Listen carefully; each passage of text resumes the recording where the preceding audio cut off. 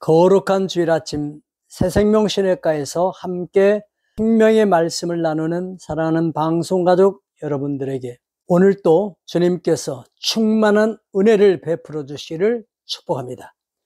저는 오늘 디모데후서 3장 1절에서 5절 말씀을 중심으로 말세 현상에 대해서 함께 은혜를 나누고자 합니다. 말씀을 봉독하겠습니다. 너는 이것을 알라. 말세에 고통하는 때가 이르러 사람들이 자기를 사랑하며 돈을 사랑하며 자랑하며 교만하며 비방하며 부모를 거역하며 감사하지 아니하며 거룩하지 아니하며 무정하며 원통함을 풀지 아니하며 모함하며 절제하지 못하며 사나우며 선한 것을 좋아하지 아니하며. 사랑하는 여러분, 말세가 되면은 사탄이 자기 때가 얼마 남지 않은 것을 알고 반성경적 문화를 확산해서 그 사탄 문화를 통해서 하나님의 형상대로 지음을 받은 인간성을 파괴한다는 것입니다. 그래서 너는 이것을 꼭 알아야 된다. 그리고 말세를 고통하는 때라고 정의하고 있습니다. 왜 말세를 사는 사람들이 고통을 당하게 되는지에 대해서 구체적으로 말씀하고 있습니다. 사람들이 자기를 사랑하며 극단적인 이기주의가 팽배지는 시대가 말세라는 것입니다.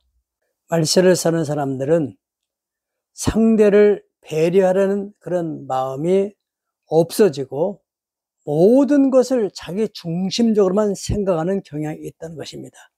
그래서 상대의 입장을 전혀 배려할 마음의 여유가 없어서 함부로 말을 하게 되므로 상대에게 큰 마음의 상처를 안겨주게 되는 것입니다. 그러므로 우리가 그런 험악한 말을 들었을 때 이것은 말세의 현상이러니 또 사탄이 내게 고통을 주려는 전략이구나 생각하고 그것으로 괴로워하지 말고 그 아픔을 하나님께 나가서 치유받고 회복시켜야만 되는 것입니다. 그리고 이 말세에 고통하는 때가 오는 두 번째 요인은 돈을 사랑함으로 고통이 온다겠습니다. 사람들이 돈을 사랑함으로 비인격적이고 비도덕적이고 비윤리적인 일들을 자행하게 되는데, 우리가 예전에 들은 바로는 보험금을 타려고 자녀의 손가락을 자르는 사건도 있었습니다. 얼마나 참 기가 막힌 일입니까? 이것은 돈을 사랑하기 때문에 앞뒤 전후를 생각할 마음의 여유가 없는 것입니다. 또 말세에는 사람들이 자랑하고 교만하고 남을 비방하고 더 나아가서는 부모를 거역하는 일이 있다고 하는데, 오늘날 청소년들의 문제가 얼마나 심각합니까? 소위 인권이라는 미명하에서 학생 인권조를 만들어서 선생님도 학생들을 바로 지도하는데 장애가 있고, 부모들도 자기 사랑하는 자녀를 바르게 키워야 되는데 체벌을 못하게 함으로써 얼마나 자녀 키우는데 문제가 많습니까? 여러분, 물론 극소수의 잘못된 교사나 또는 부모가 있습니다. 그러나 이것을 법적으로 만들어서 자녀를 양육하는데 지장을 줘서는 안 된다는 것입니다. 성경에서는 분명히 말씀하기를, 잠언서 23장 13절 14절에 보면은 아이를 훈계하지 아니하려고 하지 말라. 책찍으로 그를 때릴지라도 그가 죽지 아니하리라. 네가 그를 책찍으로 때리면 그의 영혼을 수울에서 구원하리라. 이렇게 말씀하셨습니다. 사랑하는 여러분, 사탄은 법이라는 제도적 장치를 통해서 가정을 파괴하려고 시도하고 있습니다.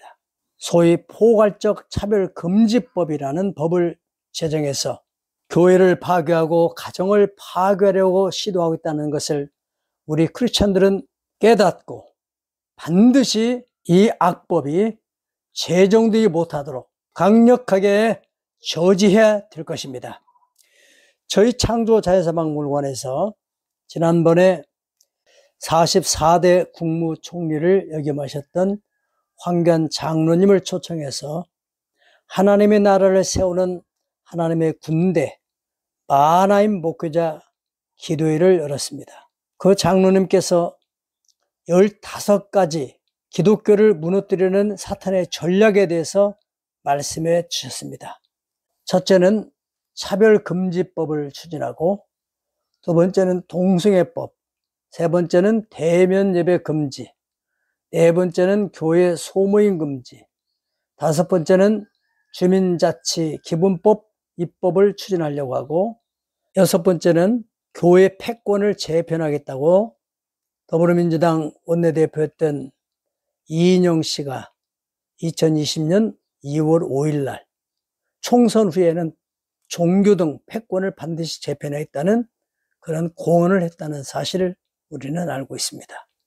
그리고 일곱 번째는 교회에 대한 공격을 사이버 공간에서 아주 노골적으로 하고 있는데, 교회를 개독교라고 하기도 하고 목회자에 대해서 여러 가지 비난을 하는 악한 악플들을, 이런 것들을 법무장관을 역임했던 김승교 장로님께서 사비를 들여서 특별팀을 구성해서 이것을 대응했다는 말도 들었습니다.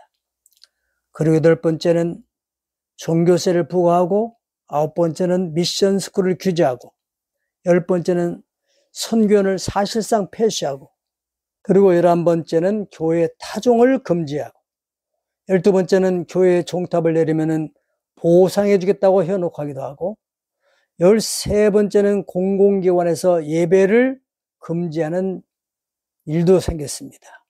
14번째는 교회법의 취약점을 악용해가지고 법률적으로 교회에 여러 가지로 불이익당하는 법을 제정하기도 하고, 15번째는 성탄절 캐롤 및 새벽송을 제한하는 일들로 인해서 교회의 부흥을 저지하는 이런 악한 일들을 자행하고 있다는 사실을 우리에게 알려줬습니다.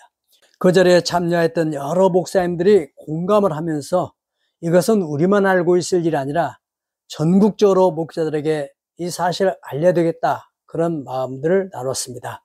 사랑하는 여러분, 지난 문재인 정부 시절에 코로나를 빙자한 한국교회 예배 금지로 인하여서 한국교회를 무너뜨리기 위해서 성경에도 없는 비대면 예배라는 용어를 만들어내서 예배를 방해함으로 얼마나 한국교회가 피해를 봤습니까?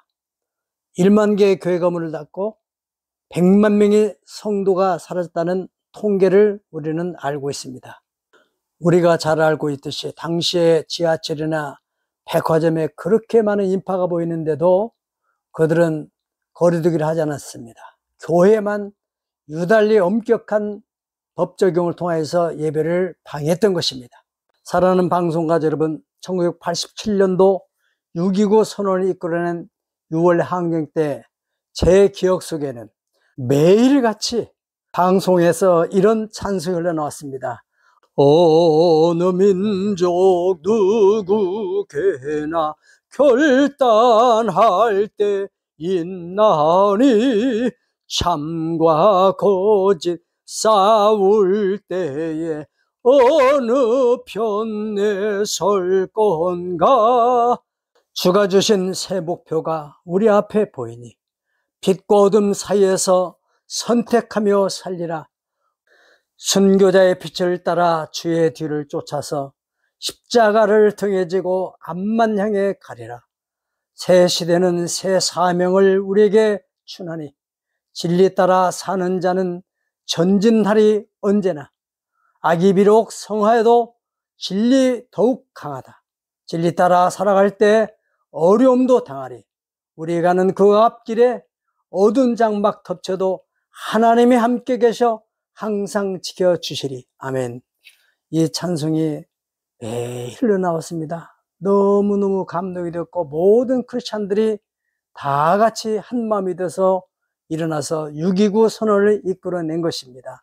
사랑하는 여러분, 이번 10월 27일 모임에 우리가 다 한마음이 돼서 우리 한국교회 대연합 예배에 꼭 참여해야 되겠습니다. 정말로 한국교회가 큰 위기에 봉착했습니다. 이번에 막지 못한다면 우리는 큰 어려움을 만날 수 있습니다. 우리 모두가 한마음 한뜻이 돼서 하나님의 뜻이 이 땅 가운데 이루어질 수 있도록 힘을 모으실 수 있기를 주님의 이름으로 축복합니다. 감사합니다. 아멘.